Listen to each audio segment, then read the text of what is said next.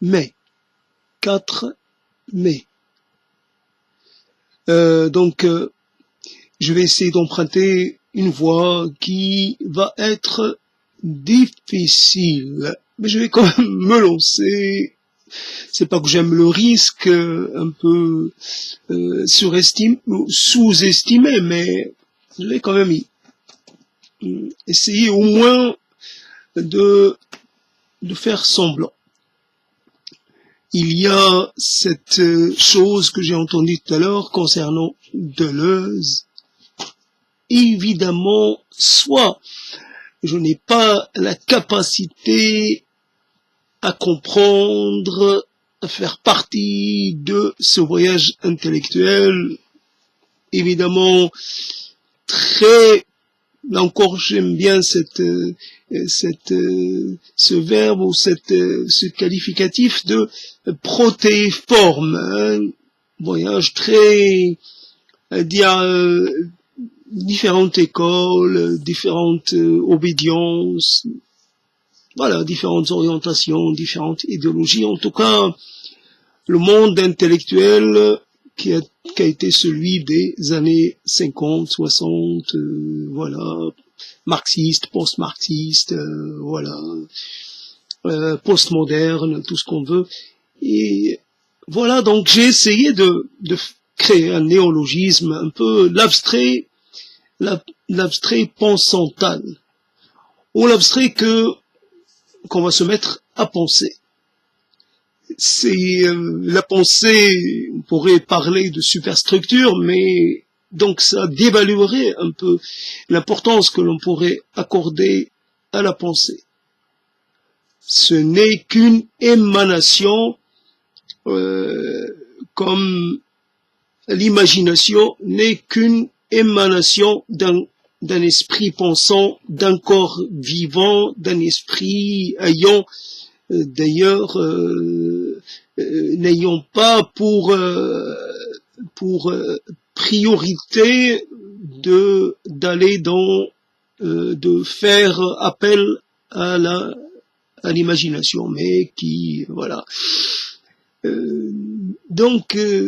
L'abstrait, évidemment, l'abstrait c'est la capacité de créer des lois, d'essayer de dégager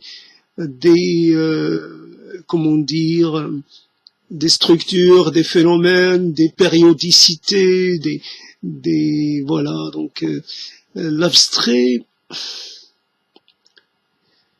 c'est un moyen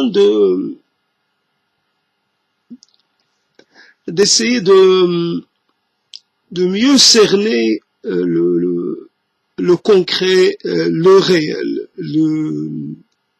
donc l'abstrait pensantal dans cette idée que la pensée peut avoir comme une sorte de peut s'occuper d'un élément qui n'a pas une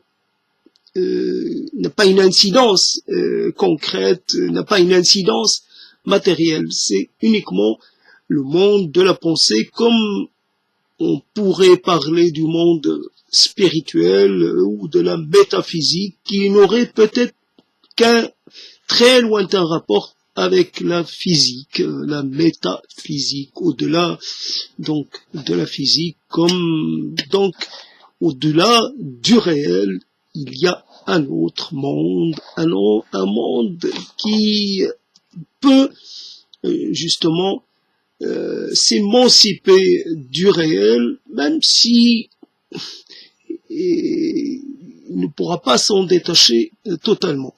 Il y a une filiation, il y a un rapport qui peut être voilà, étroit ou lointain, donc l'abstrait pensantal.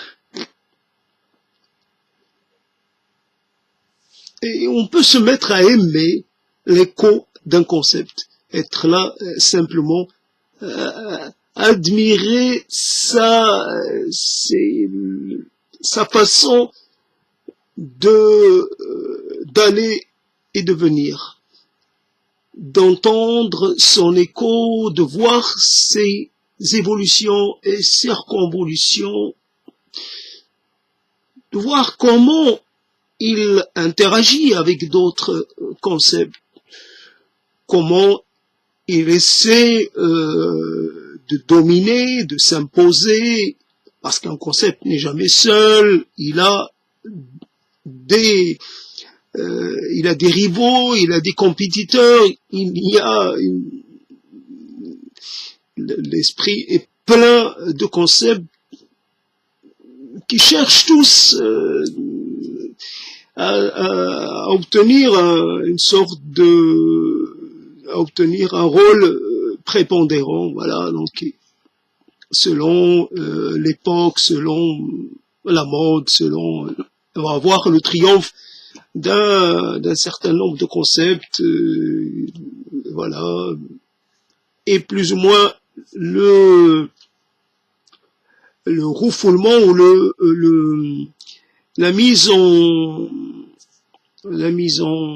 l'occultation, plutôt le fait de voir pas l'occultation, mais le fait de, voilà, je sais pas comment le dire, al-uful, je n'ai le concept qu'en arabe, donc pour l'instant, je ne l'ai pas en français, voilà. Donc, dans cette idée, il y a toujours cette prétention, alors elle est peut-être pas très légitime, mais elle voudrait quand même défendre sa légitimité en se disant que oui, pourquoi pas fonder sa propre école, sa propre trajectoire, ne se réclamer d'aucun maître, ni d'aucun courant, ni ne se réclamer de rien. Bien entendu, on risque de le payer cher. C'est une autonomie qui se paye cher. On prend simplement dans la vie réelle, on prend le cas des Comores. L'île Mayotte a choisi de rester française et le reste a choisi, donc l'archipel des Comores, a choisi de devenir indépendant. Ainsi donc, simplement, il y a un choix. Il y a un choix qui a été fait, et puis on voit les conséquences. Des gens, des Comoriens, cherchent à rejoindre l'île de Mayotte par tous les moyens possibles, parce que cela n'empêche que la situation générale de ces territoires n'est pas totalement n'est pas des plus fameuses, mais il y a une différence de niveau de vie, il y a un État, on peut dire, français, social, qui essaie de comment dire, de remédier à certaines, voilà, de venir à bout de certaines disparités, sociales, économiques et tout ce qu'on veut. Et donc, l'indépendance, ça coûte. Le fait de pouvoir porter son propre drapeau, d'avoir son territoire, d'avoir son récit, voilà, ça coûte. On peut être pauvre, on peut se retrouver à devoir vivre de façon, j'allais dire, je sais pas, sous-alimenté intellectuellement, sous-alimenté en concept, etc. C'est un statut de, comment on appelle ça, j'ai oublié le terme, qui est un terme qu'on trouve dans l'histoire, une sorte, non pas d'alimentation, mais il y a un terme plus précis qui parle de cette situation de non pas de précarité alimentaire, mais je ne sais plus, je ne retrouve plus ce concept qui m'a été familier à certains moments, à une certaine époque. Donc, je peux pas dire la paupérisation, ce n'est pas ça. Donc, c'est un autre terme, et je sais que je vais pas le retrouver là de suite. Donc, sous-alimenté, en situation de survie, et donc, cette situation de survie intellectuelle, ben, quelquefois, elle montre ses limites. Donc, l'abstrait, ou l'abstral, l'abstral pensantal, donc on y est dans cette langue, et dans le rapport au mot qu'avait un performeur, et je trouve que j'aime bien sa façon de transcendantal, spectral, abstral. J'aime comment il rythme ces mots, comment il les fait comme ça se jaillir et voilà, éclater, carré. La faisabilité du... Non, c'est pas comme ça que... La faisabilité du monde est une affaire...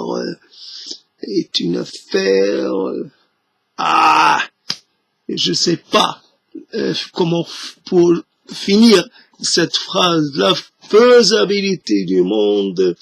Alors voilà, surréaliser ça, c'est pas possible, j'y arriverai pas.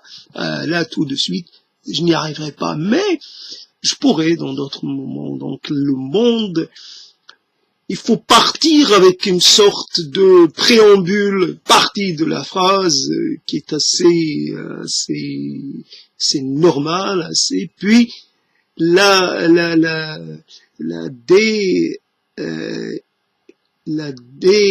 non pas délégitimer, mais d'évaluer, voilà, d'évaluer la première partie en finissant, voilà, d'une manière inattendue, d'une manière surréaliste, d'une manière improbable, d'une manière totalement, c'est-à-dire inutile, c'est vrai, totalement qui ne sert à rien. Mais justement, le surréalisme ne sert à rien, et c'est ça, comme la pensée ne sert à rien, que simplement elle alimente un peu la personne qui en use, elle alimente en posture, elle alimente en sensation, voilà, comment à un moment, par le simple effet de ma pensée, je peux me retrouver, résider dans une dimension, voilà, que je vais me réserver. Je fonctionne en dehors des lois de la contingence, je sais pas quoi. Donc, je ne réside plus dans ma dimension précédente. Ça y est, j'ai coupé les ponts. Et même, je pourrais aller plus loin, c'est-à-dire, je me suis forgé une nouvelle identité, cela va de soi, mais je me suis transformé physiquement et biologiquement et tout ce qu'on veut. J'ai d'autres besoins, je peux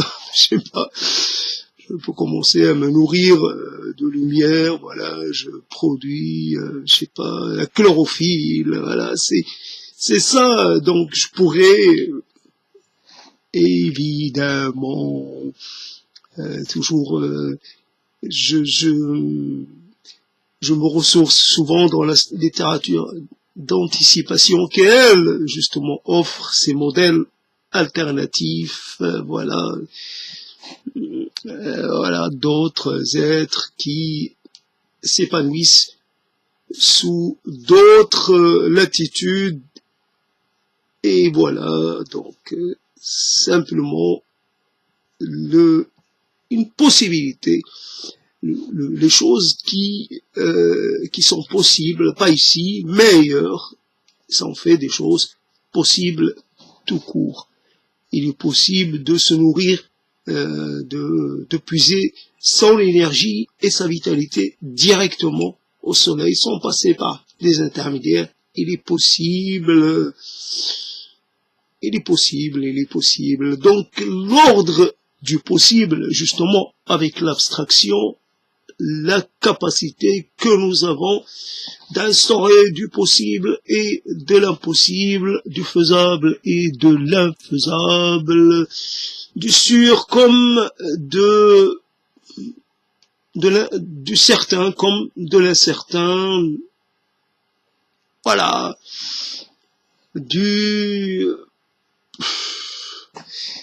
en d'autres moments on pourrait dire du regrettable comme de l'irregrettable. Donc, abstraction, abstrait pensantal.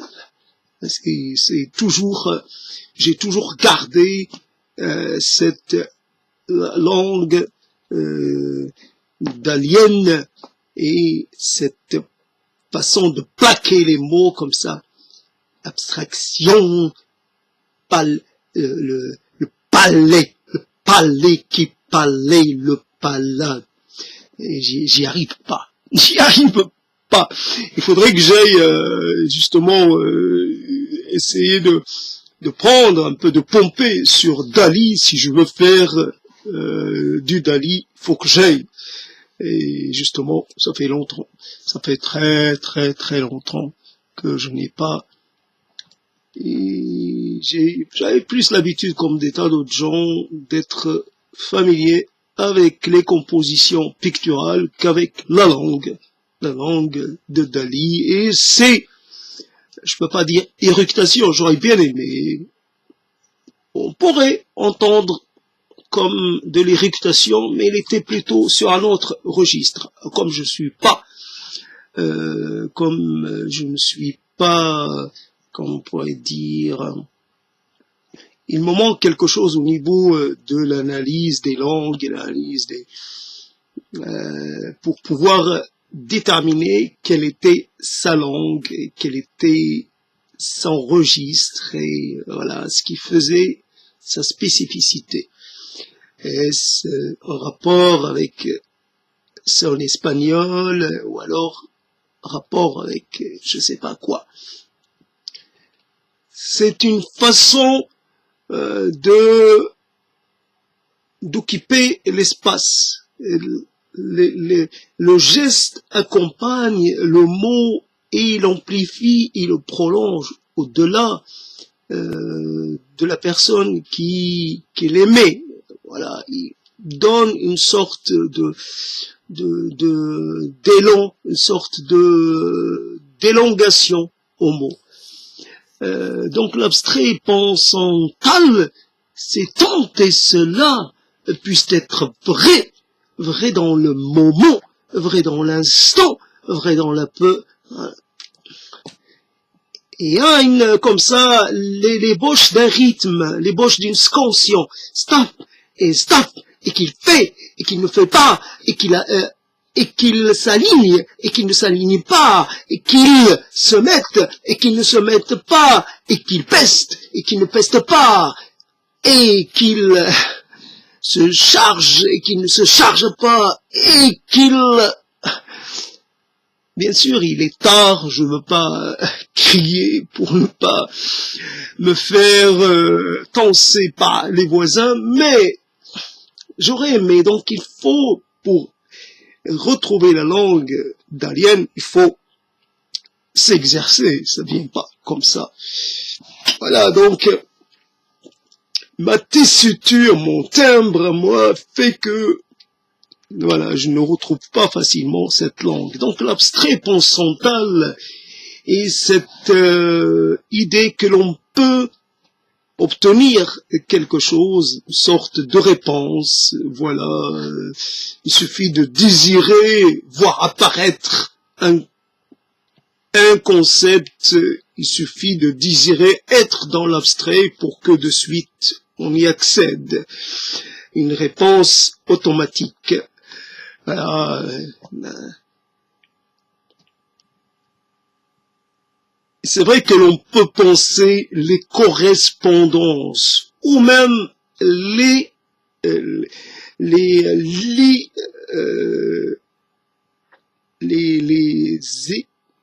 non-correspondances. Voilà les choses qui peuvent partager un élément, les choses qui peuvent se presque se s'entremêler parce que il y a une correspondance, il y a la possibilité de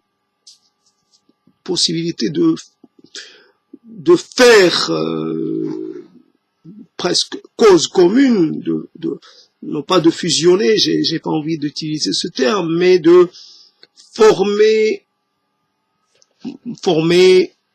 une pendant un certain temps, voilà. Donc c'est ça le problème de tout ça, c'est problématique, et c'est problématique.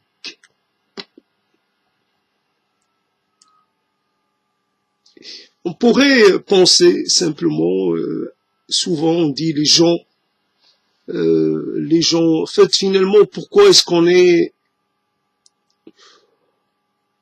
préoccupé par le destin du monde, on est intéressé par le fait de vouloir tout comprendre. Est-ce que cela est normal? Dites-moi. Est-ce que ce n'est pas pour remplacer un manque? Est-ce que cela ne sert pas comme une sorte de, je trouve pas le terme, une sorte de, voilà, il y aurait un vide en soi, alors évidemment, vide, voilà, dont l'origine remonterait à quelque chose, et ce vide nous cesse de nous hanter et de nous poser problème. Donc, j'ai une certaine je souffre d'un handicap, je ne peux avancer sans douter, avancer sans vouloir comprendre ce que je fais. Je ne fais pas confiance finalement à mon impression première. Je dois m'interroger, essayer de voir si mon acte il ne va pas voir la relation qu'il peut avoir avec un acte précédent, et si l'acte que je pourrais accomplir, si il n'est pas si il ne va pas impliquer par la suite de ma part de renoncer à quelque chose ou d'accepter quelque chose que j'aurais pas envie d'accepter. Voilà, un acte simple comme ça peut avoir des conséquences difficiles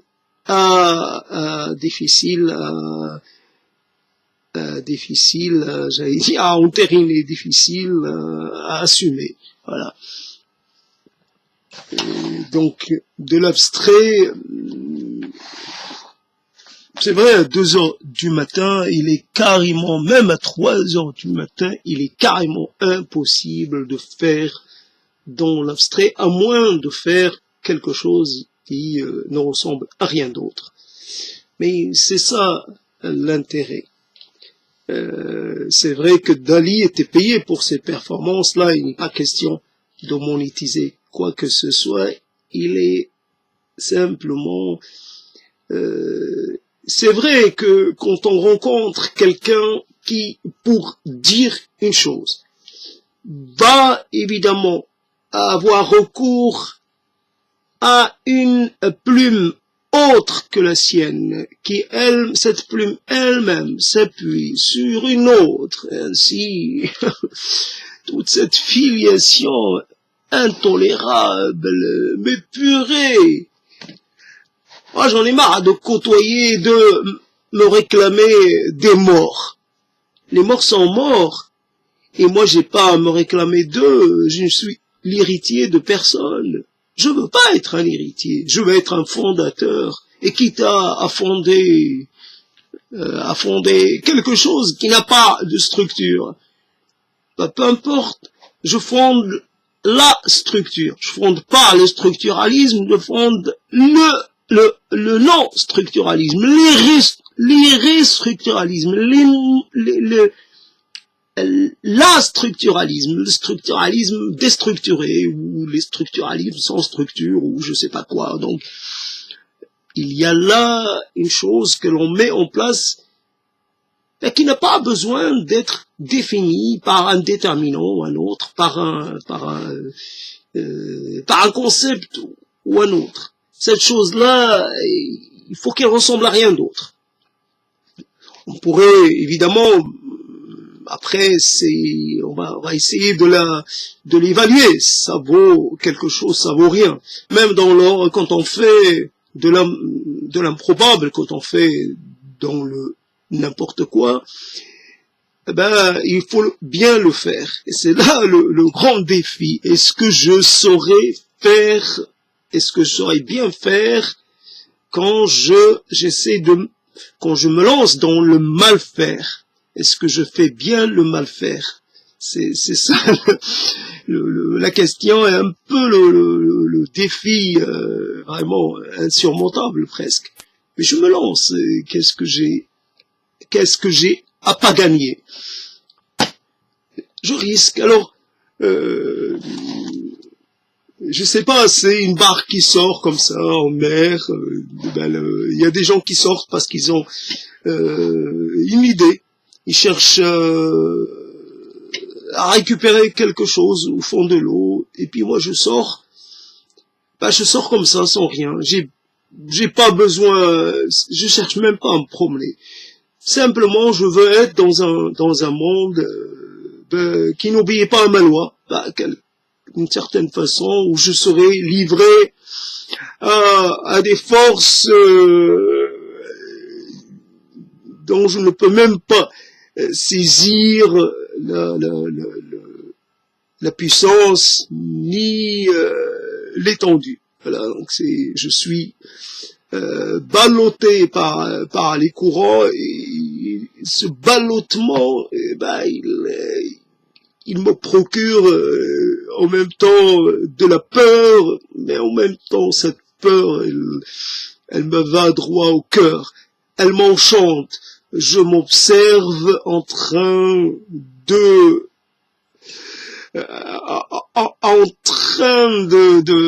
réagir, en train d'imaginer le pire. Le pire, c'est que je ne coule pas. C'est ça le truc. C'est que je revienne de nouveau vers la terre ferme, et voilà, de nouveau, terrain familier, tout est familier. Je veux de l'infamilier. Je veux de l'incompréhensible, de l'incernable. Si la chose est dire que, je sais pas, de ce terme, de cette empreinte, de ce concept de l'empreinte, et dire, c'est vrai, il y a des choses qui nous marquent à jamais.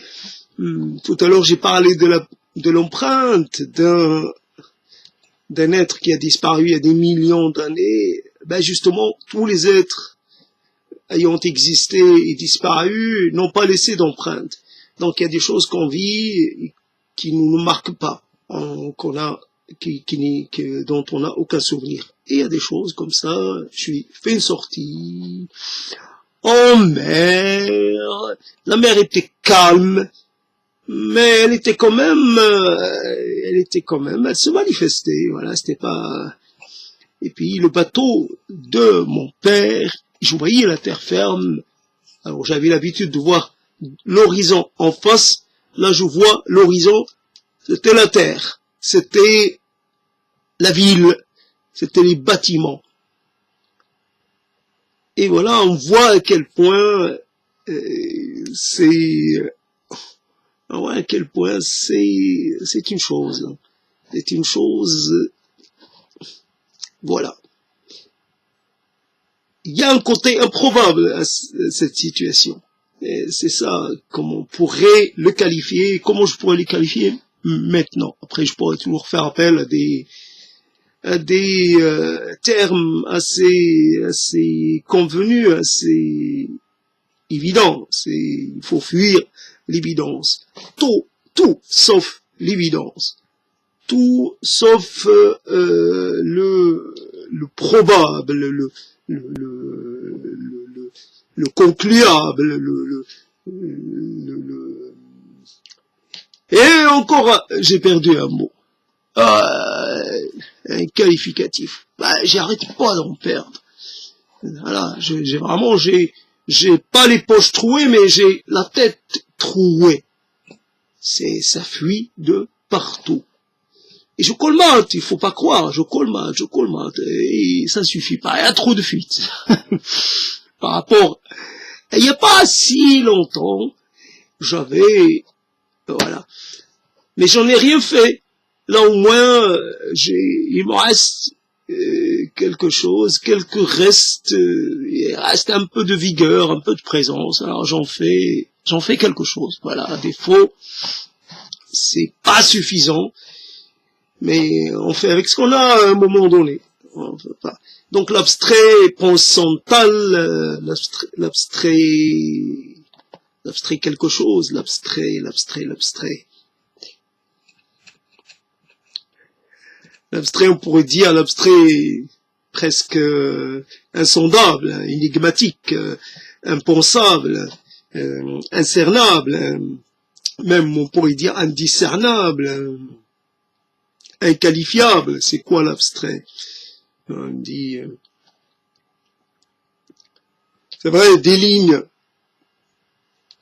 finalement, toute une vie, ou toute une trajectoire sur des centaines d'années pour arriver à résumer l'instant par une ligne. Je pense que cette ligne offre un regard sur le monde. Comment tu l'interprètes, si elle est plutôt orientée vers le haut, une ligne un peu courbe, un peu, voilà, une ligne comme ça, par le simple effet du balancé d'un pinceau, et voilà, ça donne ce que ça donne. Après, il faut interpréter un peu comme le jeu du marc de café. C'est du on tente, il faut tenter le coup, un geste, et puis il faut se lancer dans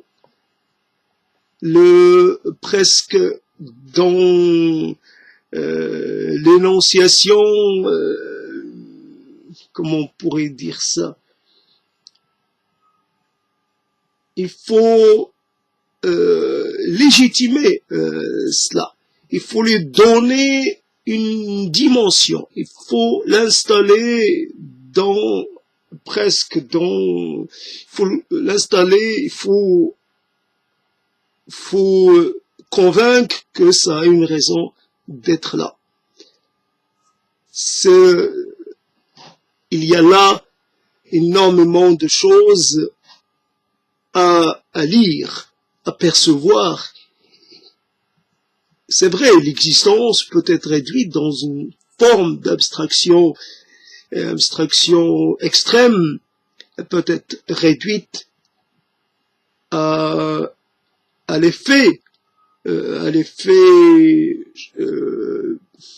à l'effet sonore, à l'effet mélodique, à l'effet que peut laisser la trace sonore, ce qui reste d'un son, d'un mot, puisque le mot est un son. Donc ce qui reste comme écho après que le mot se soit totalement évaporé, se soit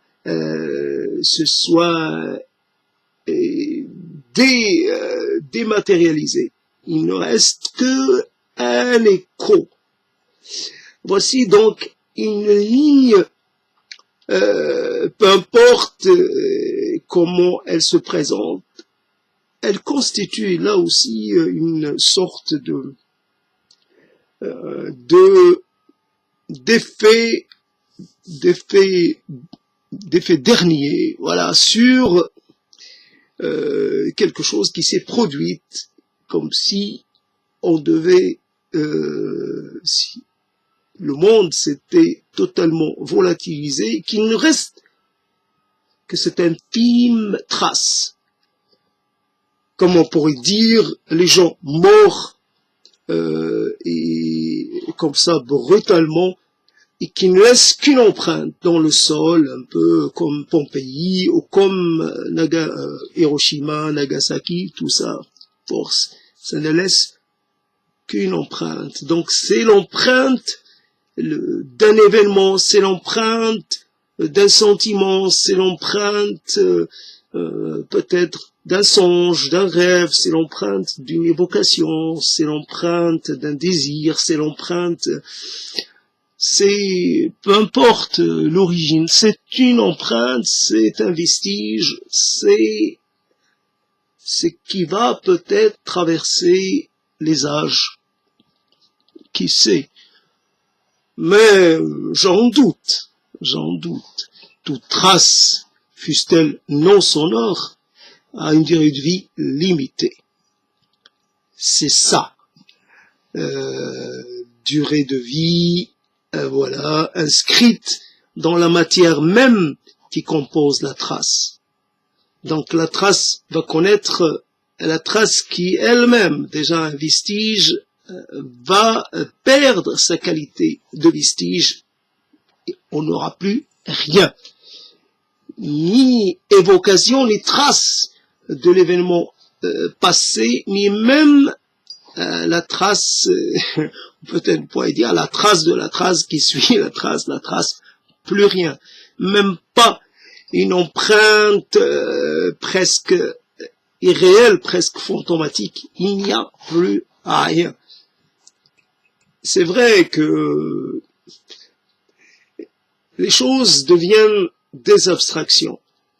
Le son, la voix qui reste, voilà, un peu qui persiste à demeurer en nous, bah, ce n'est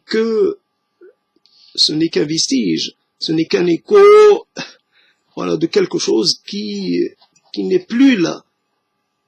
On veille sur un écho. On protège une ultime trace. Voilà la voix. La voix, ce que nous interprétons comme une voix, comme presque une physicalité, une densité, un corps. Ce corps-là est en réalité une forme totalement, je sais pas comment c'est composé,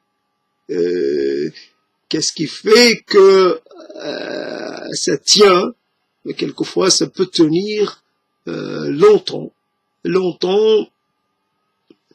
dans une sorte d'immobilité, mais pas totale, mais immobile tout de même. Voilà. Alors de l'abstrait pensantal, il Et voilà, il faut savoir approcher de quelques horizons, des horizons qui étaient lointains, maintenant ils sont proximaux, ils sont à portée de voix, à portée de main, à portée... on commence à se familiariser avec eux, on commence à les deviner, l'horizon d'ailleurs, l'horizon. Est-ce un horizon? Est-ce l'abstraction, l'idée abstraite de ce qu'est un horizon?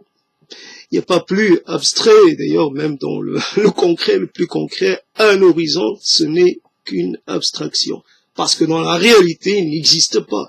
Ce n'est qu'une ligne, finalement, une ligne fictive, hein, qu'il faut pas aller chercher à approcher de l'horizon parce que il va de nouveau s'éloigner, va de nouveau se rendre inaccessible. Voilà, c'est dans sa nature que de nous forcer à le poursuivre et à ne jamais l'attraper.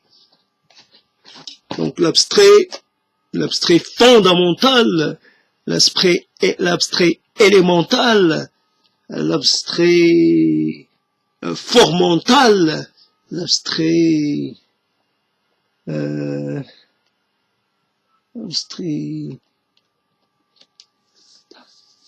identital. J'ai pas la force de continuer, c'est ça me manque. Et c'est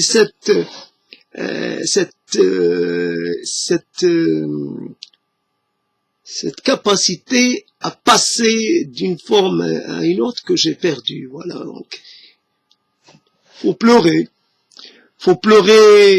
des larmes sèches, des larmes abstraites.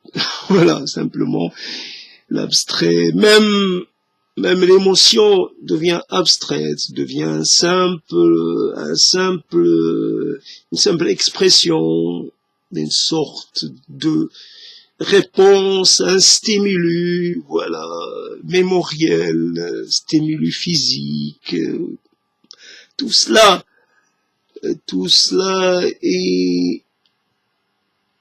n'a pas de réalité. Il n'y a que des réalités. En fait, la réalité consiste à éprouver à éprouver son antithèse, à faire l'expérience de l'irréalité et de côté de jamais être dans une sorte de certitude et voilà. La certitude est simplement un moment entre deux incertitudes. Voilà, façon de montrer à quel point l'incertitude est plus forte, et plus opérante, et plus hégémonique. Et voilà, c'est qui ta maîtresse? Ben, ma maîtresse, c'est l'incertitude. Quel est ton Dieu? C'est l'incertain. Quel est ton monde? Ah, c'est un monde incertain.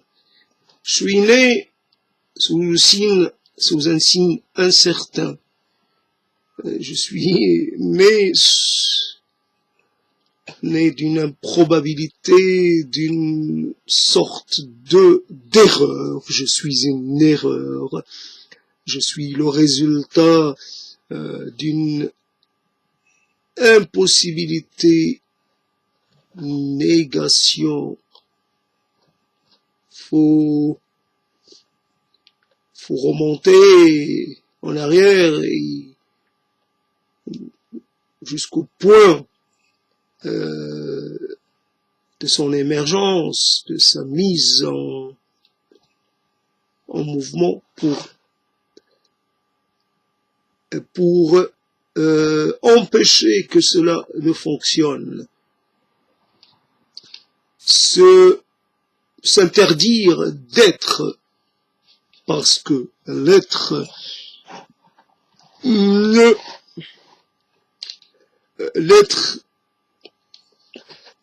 est simplement,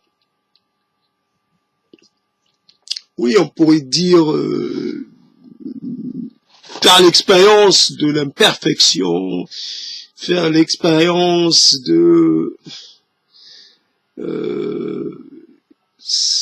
faire toutes sortes d'expériences secouantes, n'a aucun intérêt. Est-ce que par la suite je vais pouvoir, donc si j'apprends quelque chose, c'est dans le but de pouvoir m'en servir pour un usage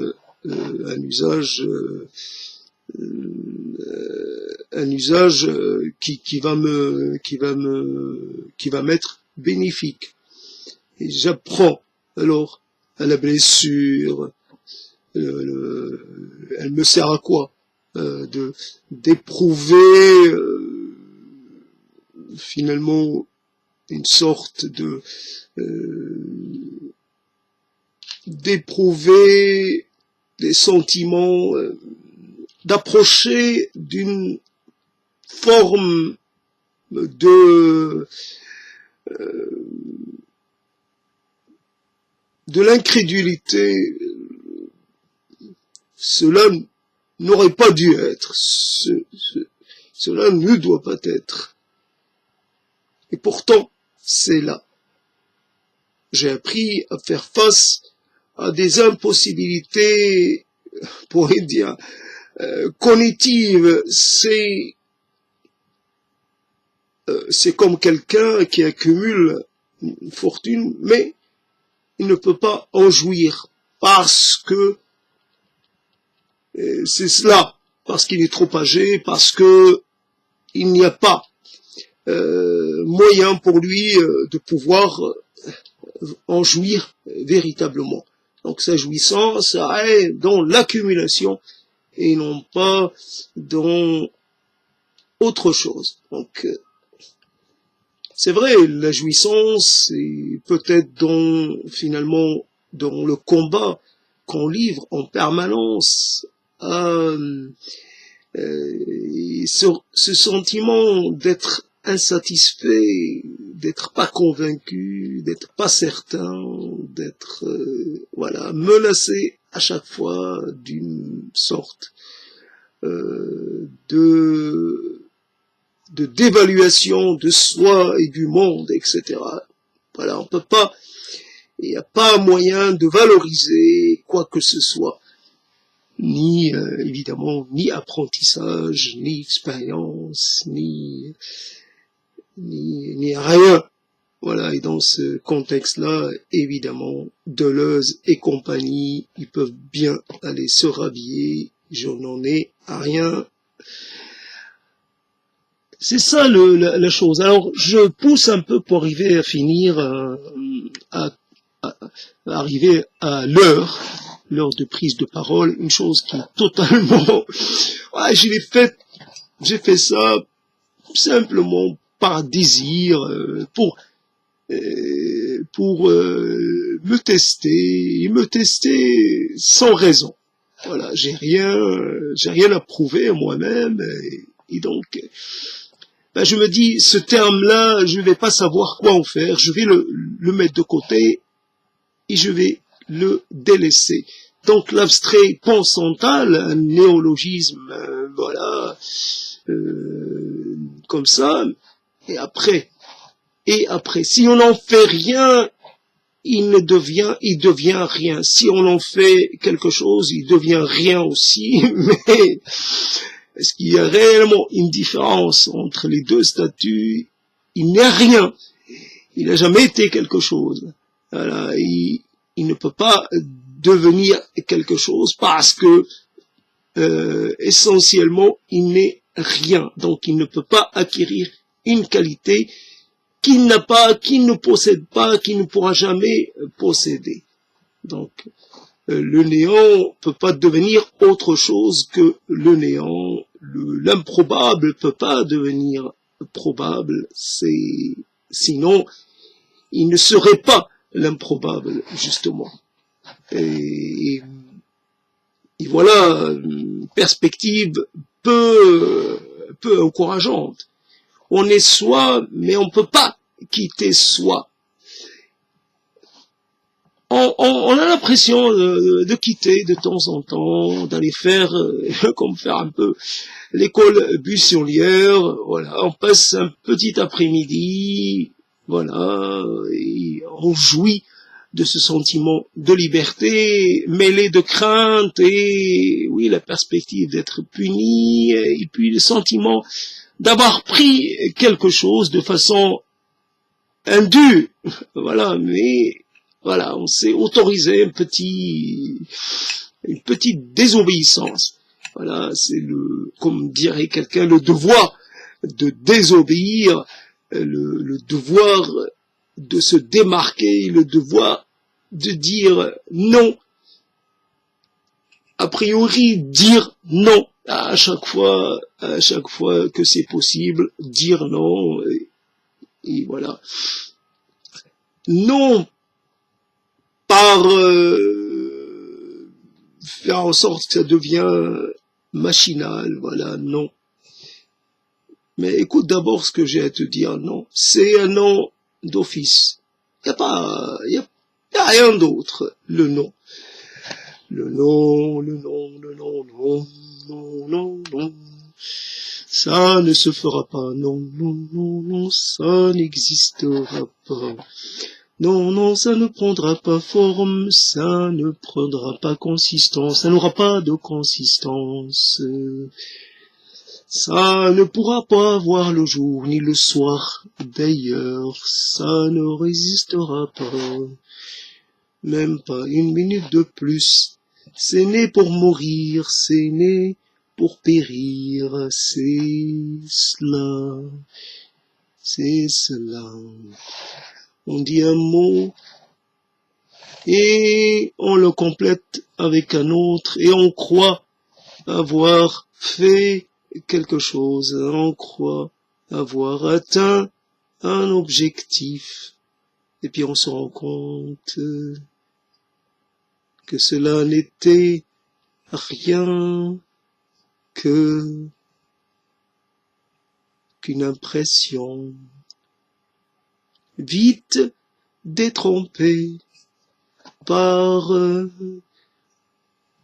la première évidence venue. Je t'apporte une évidence, je t'annonce une réalité. J'ajoute un petit quelque chose.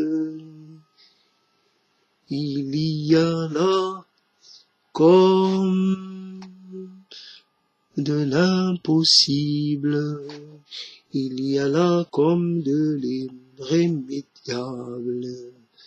Tu es de ta condition, tu es de ta composition. Tu ne peux être que ce que tu es déjà. Tu ne peux te libérer de ton état.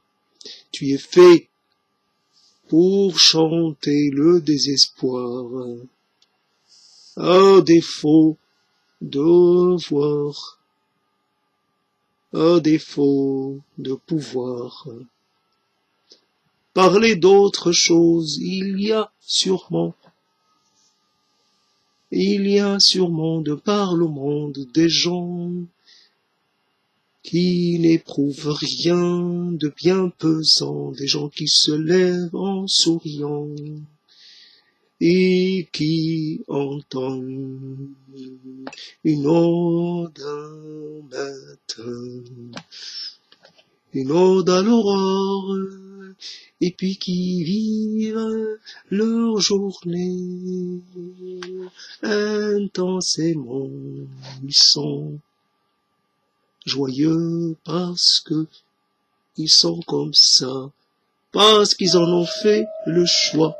Ils ont opté pour une forme de sérénité, une forme de détachement. Ils ne sont pas préoccupés par les lendemains qui chantent ou déchantent. Ils ne se sentent pas concernés par l'avenir de l'univers ou l'avenir de toutes les espèces. Ils ne se préoccupent ni de biosphère, ni de diversité, ni de climat, ni de l'avenir des pôles, celui des ours blancs. Ils s'en fichent. Ils sont là, ils pêchent, ils chassent, ils se nourrissent, et puis c'est tout. Ils sont là comme ils pourraient ne pas l'être. Ils sont là et savent qu'ils ne font que passer. Et peut-être demain, ils ne seront plus là, emportés par un typhon ou une forte bourrasque. Demain, c'est demain. Pourquoi s'en faire? Pourquoi s'en préoccuper? Cessons de penser, car cela n'a pas d'utilité. Cessons de nous remplir la tête avec de trop, avec des questions. Cessons d'attendre des réponses qui ne viendront sûrement jamais, jamais, jamais, jamais, jamais, jamais, jamais, jamais, jamais. Ça y est, j'ai fini un peu parce que j'aurais pu continuer, mais je sais pas, il me manque quelque chose pour que je continue dans ce champ dans lequel, en général, j'arrive à exister. Et là, bon, c'est ça. Donc, j'approche les 1 heure, voici donc de l'abstrait. Donc, on voit des formes d'énonciation diverses, c'est ça aussi. Alors, c'est un moment, comme on rentre, je sais pas, comme si on a accès à un magasin d'accessoires et que on peut changer d'accessoire comme on a envie. On n'est pas limité d'aucune manière. Je prends ça, je me mire avec juste le temps de le mettre sur moi, puis je le dépose, puis voilà, comme pour les mots, j'arbore des mots pendant un moment, puis après je passe à d'autres mots. Je suis pas celui qui appartient à un mot, ou à une définition, ou à une conception, ou à une orientation. J'appartiens même pas à mes déceptions, j'appartiens même pas à mes illusions. J'appartiens à rien. Pour dire j'aimerais ne pas m'appartenir du tout. Je renonce, la déclaration, je renonce à m'appartenir, je renonce à me réclamer de moi-même, je renonce, je laisse ça à quelqu'un d'autre, je cède mes droits sur moi à quelqu'un d'autre, je déclare cela en toute conscience. Si, voilà, transmission de souveraineté, j'abdique de ma souveraineté sur mes mots, sur ma diction, sur ma parole et sur mes élucubrations. Voilà, ça approche, alors on pousse, voilà, donc c'est la fin, j'avais dit 1 heure, donc je m'arrête, à bientôt dans un autre